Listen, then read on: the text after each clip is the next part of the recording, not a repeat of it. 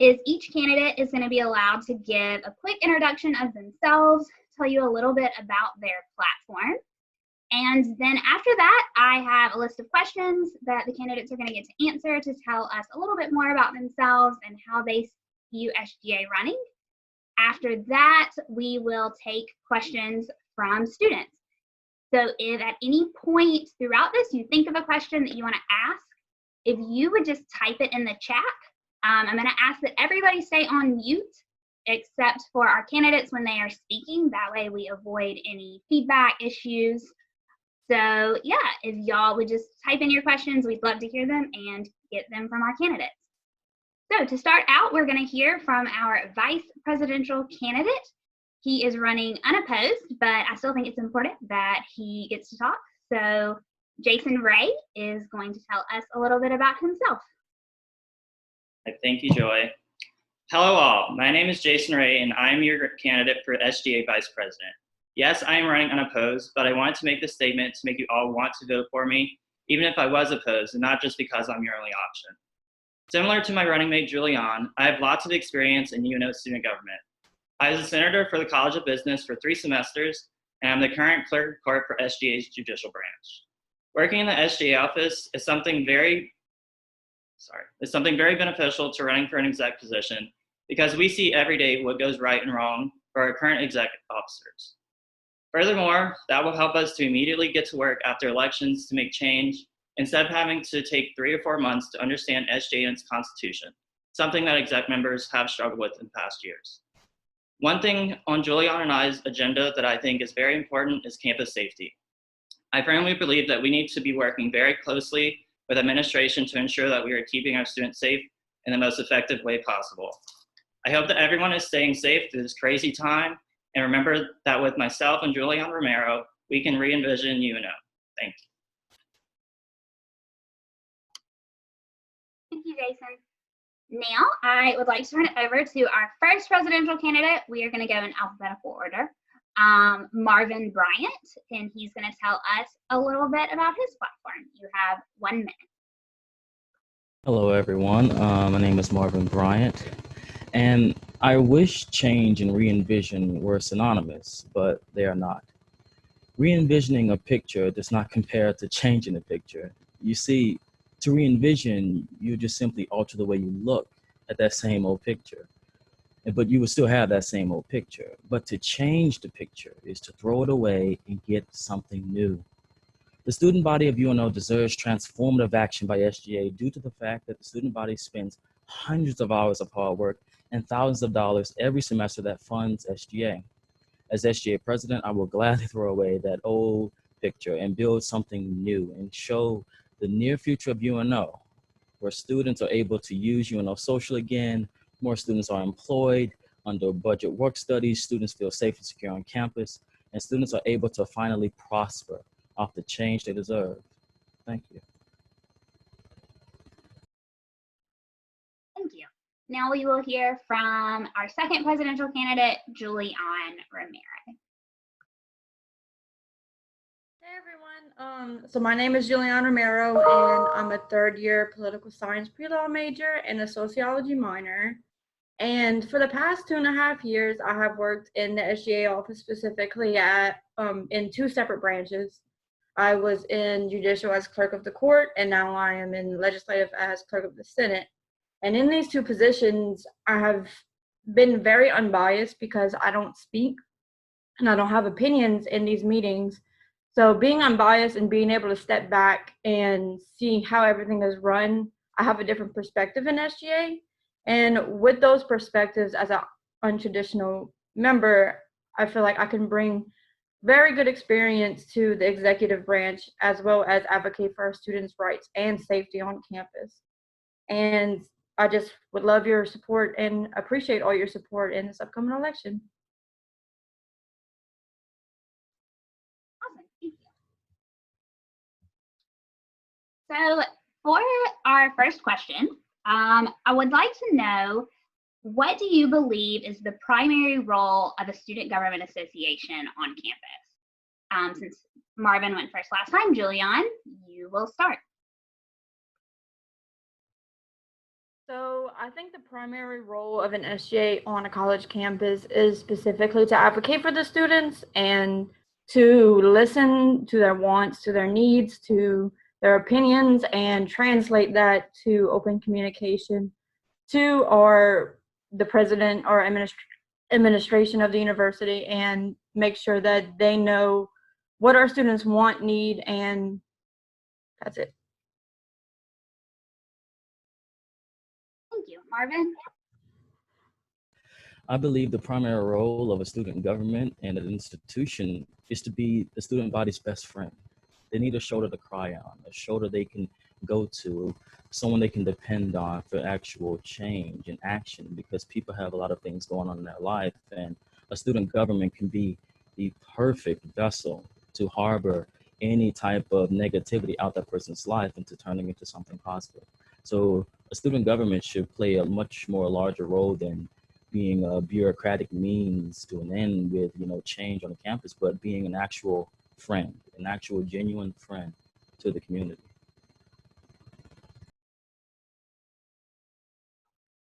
Thank you. For our next question, I want to ask about the relationship of the executives to the SGA as a whole. So as you know, Student Government Association has 4 branches of government. So I want to know how you as president will work with your fellow executives and the other branches of the government. So we will start with Marvin. I will try my very best to meet with them as much as possible, because I firmly believe everyone needs to be on the same page. We can't have different routes to achieving the same goal. We all have to be on the same page.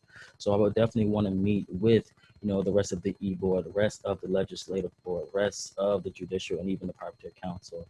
Meet with everyone possible, and even including the programming department. We all need to have the same goal in mind, because if we have different goals, we end up, getting nothing accomplished. So open communication and understanding each other, and understanding that the larger goal is the student body. Julianne? Can you repeat the stem of the question? I can. How would you as president work to build relationships and work with the other 4 branches of the student government, or the other 3 branches of the student government?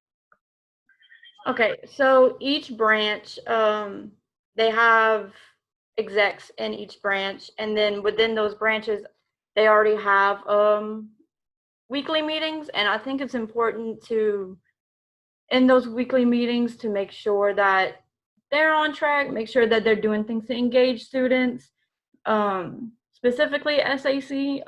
SAC exec is the president of their programming department, and I think that specifically with engaging students, it's very important to work with SAC, and then with the legislative branch, working with the Speaker of the Senate to go out and market for SGA and make sure people are joining the Senate and not leaving the Senate, and touching base every week and just making sure they're doing all of that, and making sure we're making people know what SGA does. Thank you. For my next question, I would like to know what you feel is the #1 issue facing the University of New Orleans.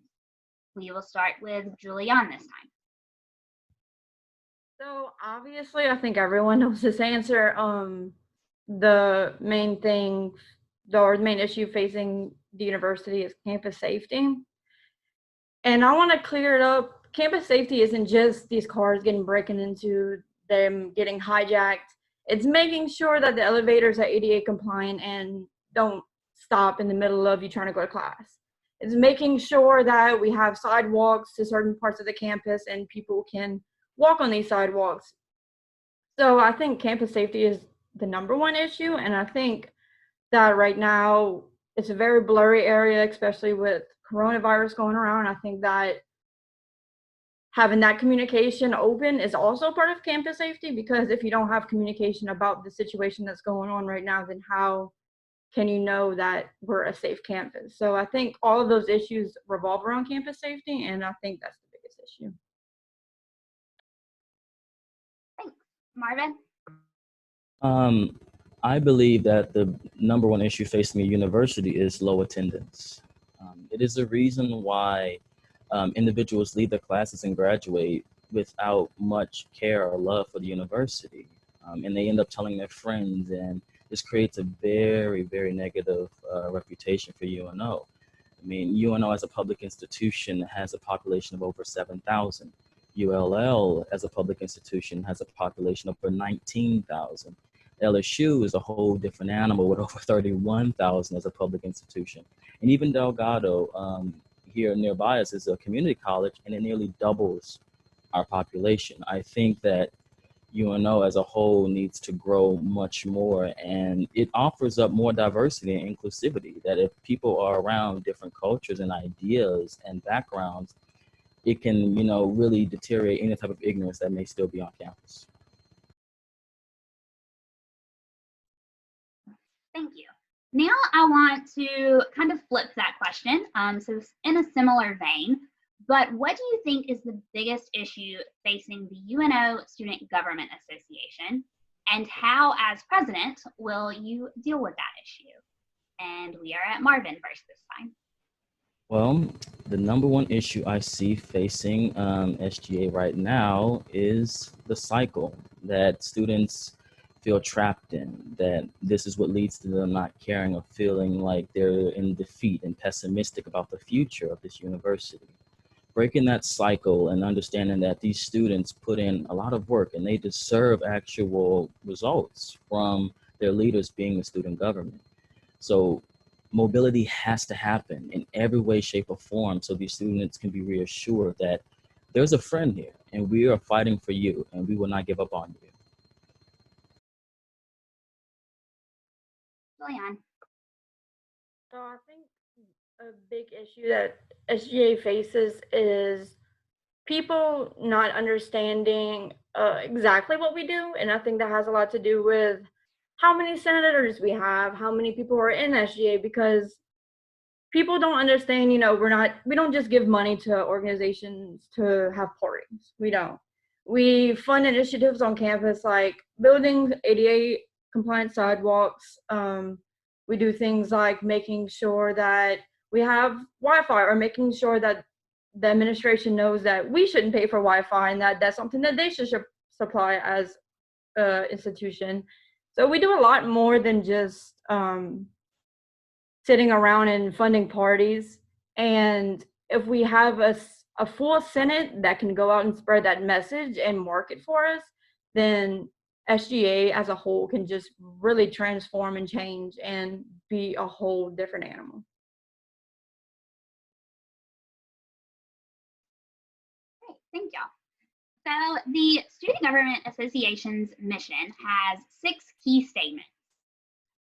These are to provide open communication, protect student rights, represent student interests, foster awareness, contribute to policy, and promote cooperation. Obviously, as presidential candidates, I hope that all of those are things that you believe in, but I would ask that you pick one that particularly resonates with you and talk about how you incorporate that into your platform and your leadership. And we start with Julianne. So one of the tenets of the SGA mission that I think is most important is advocating for student interests, because I feel like it's an umbrella that opens up all of the other ones.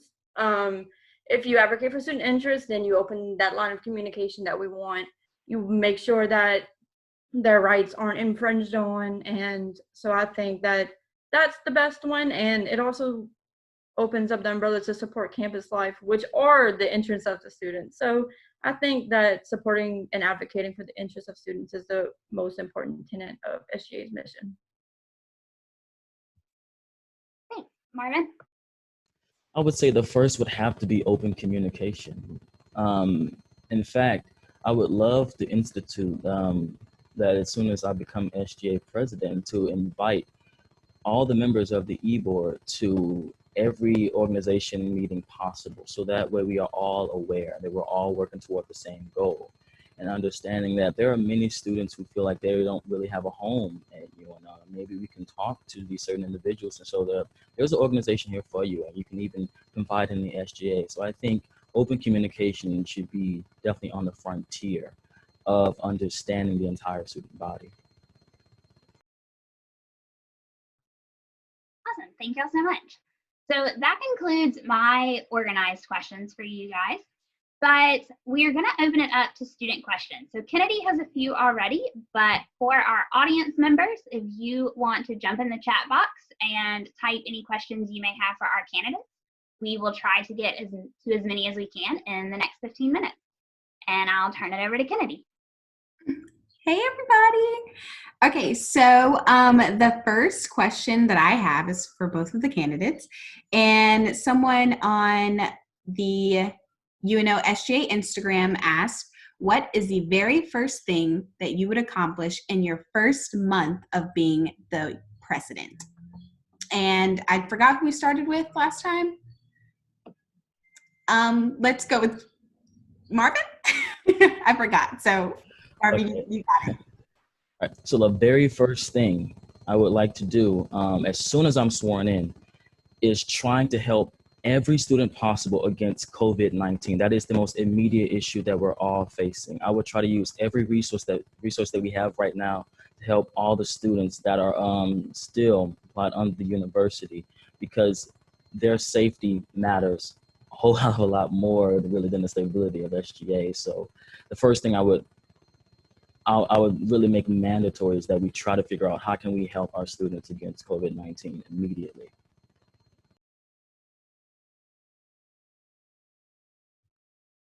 Thanks, Julian. So one of the first things I would do is try to open up that communication line from administrations to the student body. You know, I feel like this past week with the whole COVID-19 thing, we were very unsure for a lot of it about how long things would last, when we would come back, what are we going to do as an institution? So I feel like we need to open up that communication, and I would love to do that by going to administration and being like, we need to improve this. We need to break this barrier and improve this in order to get to our students, because I don't think having students walking around wondering what are we doing is the most sustainable way to have students on our campus and to have these online classes. So I think opening communication would open up a lot of barriers in this institution. Great. I have one more question from the Instagram, and then I'll go to the questions on the side here.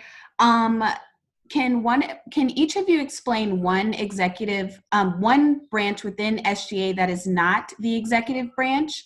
You can choose whichever one you want, but obviously if one chooses one, the other must choose the other. So since Marvin went first the last time, Julianne, you can choose whichever branch you want. So I guess I'm gonna go with programming or SAC, because I've been part of judicial and legislative, and I don't wanna, I mean, I obviously know about those, so I don't want anyone to think I'm cheating. I don't know. So SAC is Student Activities Council. They are a programming branch of SJ. So we have 4, and that's one of them. And SAC is more of the activities on campus and engaging students and making sure students come to events and are engaged, and they just make sure that we're having a fun time. And we, out of our budget in SGA, we allocate money to them so they can have their events and they can make campus fun. So they're the fun people. They're not the people who are as serious as us. All right, Marvin, it's your turn. All right, I would have to choose the legislative branch, because that is where the Senate is. That is the body where these decisions get made that impact the students. This is where you get to really see students express themselves in a very bureaucratic way and mature way to make sure that students have their best interests met. So usually how a Senate works is that students are more than welcome to fill a bill if they want to get things funded, and it's up to the Senate to vote on that and debate that as such. Now, I have been to a few Senate meetings, and things can definitely be improved, like many things in life can be improved. But we're working toward that, and I can't wait to work with the upcoming Senate. Thank you. Okay, so we got some good questions on the side here. I will go with the first question. What would both candidates do to start protecting trans students on campus? And this is from Caitlin W. So I'm really bad at remembering who went first. So, okay, Marvin, you got this one. Okay, so first thing I want to do, I would like to have a meeting with all the SGA advisors and the SGA general attorney to see what can SGA do legally to form a Trans and Non-Binary Safety Act, because I am a part of the LTA organization on campus, and it is very unfortunate that in recent times that a trans individual was harassed in a library, and the library workers said they couldn't do anything about it. That is unacceptable. When any human being is harassed in any setting, there needs to be something done about it. And for them to be told that they can't have anything done about it, I will not allow that. I will try to see what can we do to form a safety act around these individuals.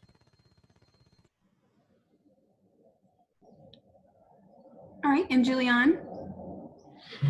So I think it's really important to understand that trans people are just the same and have the same amount of opportunity, and they're people like us and they're students like us. And I think that that's very often miscommunicated and they're often pushed aside, and I don't think that's fair. I have many trans friends. I have many people who I consider close to me that I have seen on this campus be very targeted and people have been very mean to. And I think administration has done a good job with, making sure that they feel accepted and that they're no different than us. And I think last year, whenever Kennedy wrote the resolution for trans rights and started these initiatives for the LTA task force and all of that, was a good step forward, but we definitely could do more. We definitely could talk more to the administration and push it. We need to push this issue because it's a very needed issue on campus. And I think that, especially in this very conservative state, that's very pushed to the side. And I think we really need to change that. Okay, so the next question, I'm just going to go to the next question. We have some really good questions going. So the next question is specifically for Marvin. Madison Owen asks, do you see your lack of previous involvement in SGA being an obstacle if you were to become president? Oh, of course. There's obstacles everywhere in life. If you're walking down the street, you're going to see an obstacle. But the goal in life is to overcome that obstacle, and that's what I definitely plan to do. I plan to work with great individuals that will help me overcome that obstacle. But however, I have previous experience in student governments in different institutions, and I will say that whenever a person is learning something new in a new environment, they will overcome obstacles in time, and I can do things pretty quickly. So. Great. Okay, so our next question is from Maddie Roach. Her question is, our campus is largely a commuter-based campus. In what ways would they bring SGA to them, and how would they do their part to grow SGA's expanse on our campus? And this is super important now that we're all online. So now we're all commuters, kind of. And Julianne, we can start with you. So to engage commuter students is something that was on my platform that I think is very important because I'm technically a commuter student. A lot of people are. This is a very commuter-based school.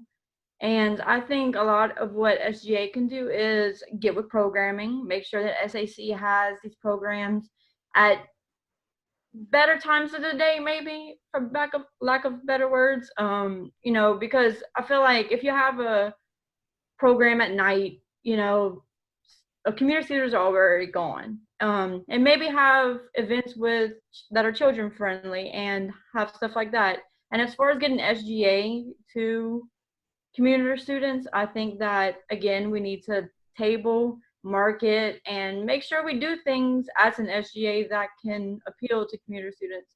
Maybe let them know we have resources and they don't have to go out and buy Scantrons. They don't have to go out and find an attorney. And then once they come to the office and they see all these resources, then they'll talk to us, and then we can find out exactly what they need. And that's another thing. I feel like they don't normally come and talk to us, or commuter students don't have a voice as much as students on campus do. So if commuter students would just talk and would just tell us, you know, what they would like to see on campus, SGA can make things shake. SGA can make things happen. And so I think that's how I would handle the commuter students. Great. And Marvin? Well, what I would like to do is see what legislator can we pass to give them something grounded. I think marketing is definitely a great start, but I think considering that so many students at our institution are commuter students, they need something more grounded, something that is tangible. And I think meeting with the Senate, meeting with every board in SJ to see what legislator can we pass, so that way the commuter students have actually something in law that they can always depend on. And that would definitely encourage future students to come to the institution if they see something in law and paper that they can always depend on. Perfect. Okay, so I have a question from Nikki's iPhone. It says, what would both candidates do to ensure white faculty get proper racial gender sensitivity training? As a trans woman of color, a lot of faculty and even students say microaggressive things to me. So we can start with Julianne, I believe. Oh, Marvin, just kidding. All right. I would like to see, can we do, if possible, a mandatory Moodle course, and also meet with the entire faculty, so that way everyone is informed. Because again, many of our professors grew up in a different time, and we are in a different social age. So there's a lot of relearning that professors have to do, so students won't feel uncomfortable. And I think a mandatory Moodle course is something, again, tangible and is a great start, but also meeting with them consistently, so that way you won't have an incident where a professor misgendered another individual. Great. And Julianne? I'd have to agree. I agree with him. I feel like having programming and having a Moodle course, having presentations, any kind of programming for these professors and faculty and staff members to understand that we need these programs in place so we can better communicate and have better understandings of racial differences, have understandings of trans differences, because I feel like a lot of people are misgendered on this campus, and that's very unfortunate. It shouldn't happen, especially not in 2020. Wake up. But I definitely feel like I took the UNIV course for LGBTQ, and for me, coming from a very conservative town, this was very eye-opening, and I almost want to have some of my faculty and staff and professors come into those classes and see these things, because they really, really don't understand the differences between pronouns and all of this, and it really needs to happen. So I agree with Marvin. I think that we need more programming.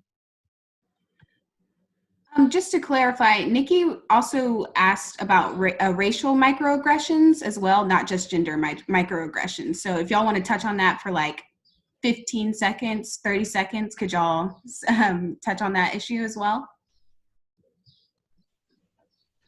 Well, to add on what I previously said, it is a big issue that unfortunately too many individuals display unconscious racism, and that is not okay, because that can make many students who just come for your guidance and your mentorship feel very uncomfortable.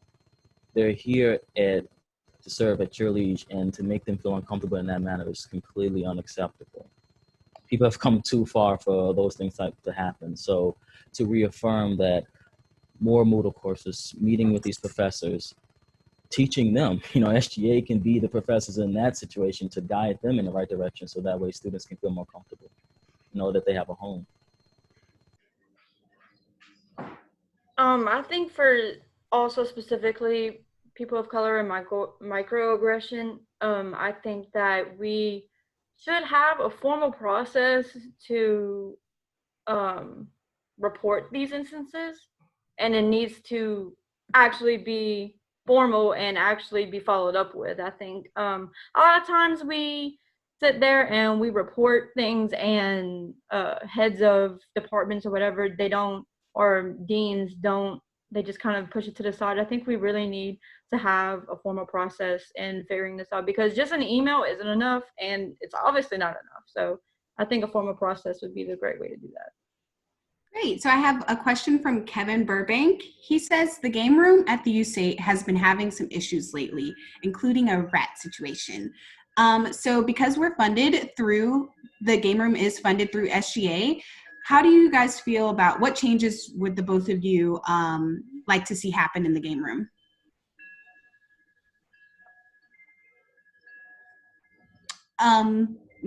Anyone can. Go ahead. So Okay.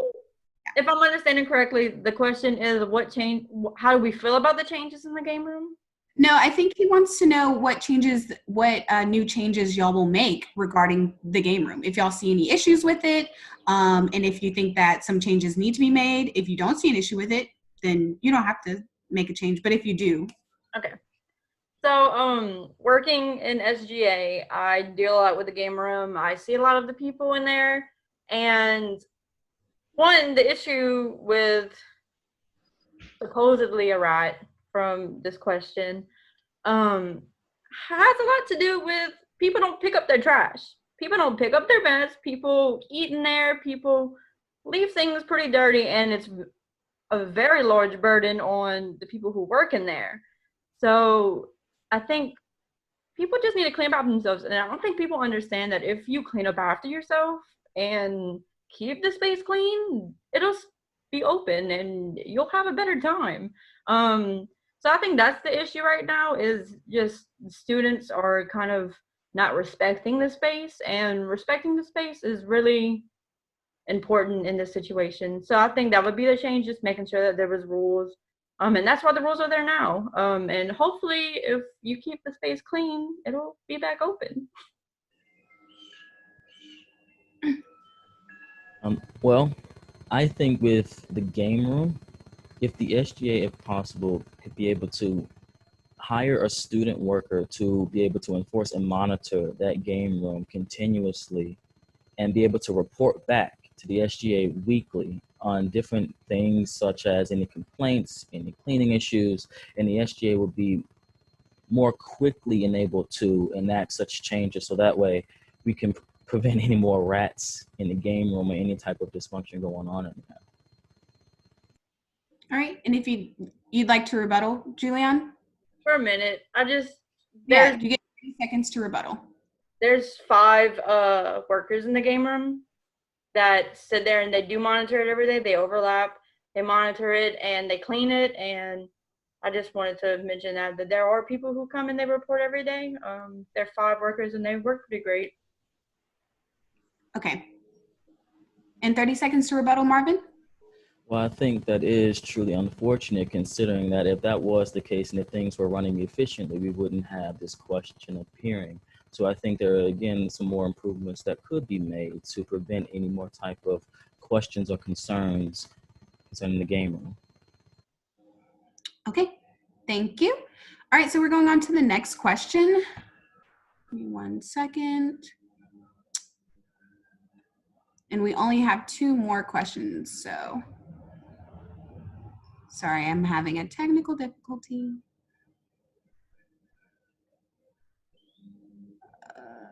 Okay, sorry about that. So the next question is from Nikki again. What would either candidate put in place for emergency situations such as the coronavirus? Will either of you make an emergency fund for students to get resources they need? All right, and Marvin, you can start with that one. Yes, of course. But it wouldn't, just be dedicated to also any type of natural disasters that can displace different students on campus, but it would be for, of course, any type of domestic issues that may be an emergency on campus, but also even foreign issues as well. I think that is a great idea, truly great idea that Nikki proposed, that we can definitely proceed with. Julianne, would you like to answer the question? Okay. So as far as an emergency fund, I think that's a great idea. And I think, so I just personally went to the Privateer Pantry to go look for food, and they bagged up a lot of food for students and had like kits. I think expanding the pantry would be a great thing to do. Make sure that we have way more food than that. But unfortunately, that's solely up to donations and stuff. I also think that in times of disaster, maybe somehow having I'm trying to think how to say this, the galley open to all students, because for me, I live in Privateer Place. And sometimes, or at this moment, whenever they canceled school and they canceled all the grocery stores, I don't have food. So I personally would like if the galley would let me come get a meal. That's pretty important.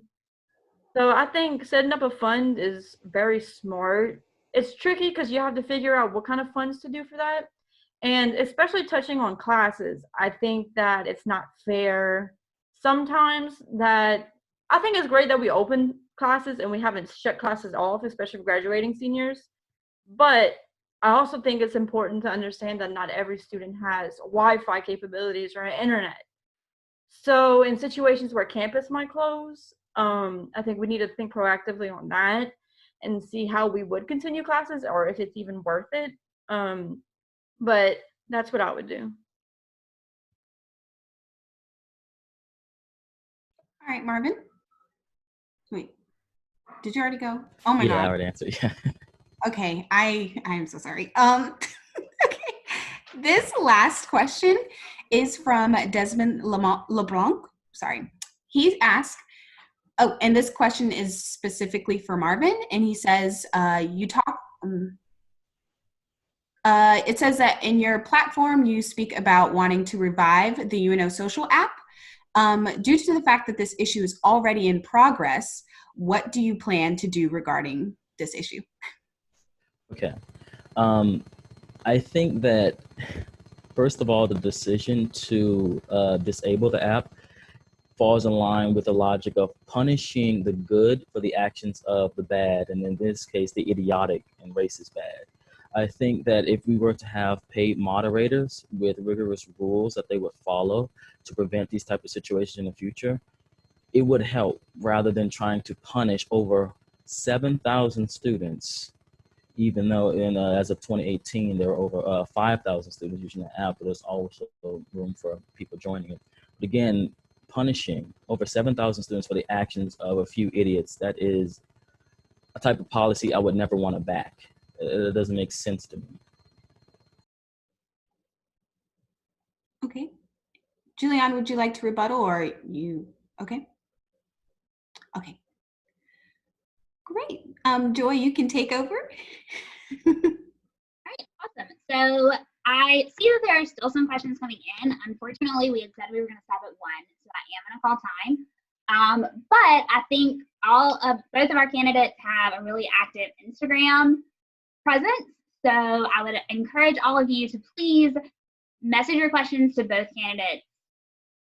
Direct message them. They will definitely get back to you. And follow our hashtag UNOSGA2020. SGA is posting updates there as well as our candidates are campaigning there. So that's a great way to stay informed and keep up to date. Thank y'all for bearing with us. I know this is a strange way to run SGA elections and definitely a little different, but I really appreciate you guys coming and hanging out with us a little bit. A shameless plug, at 2 o'clock, we are playing trivia right back here in the same format. The link is in the Student Involvement and Leadership Instagram. So please come back and play trivia with me in about 50 minutes. I'll see you then. Y'all have a great afternoon.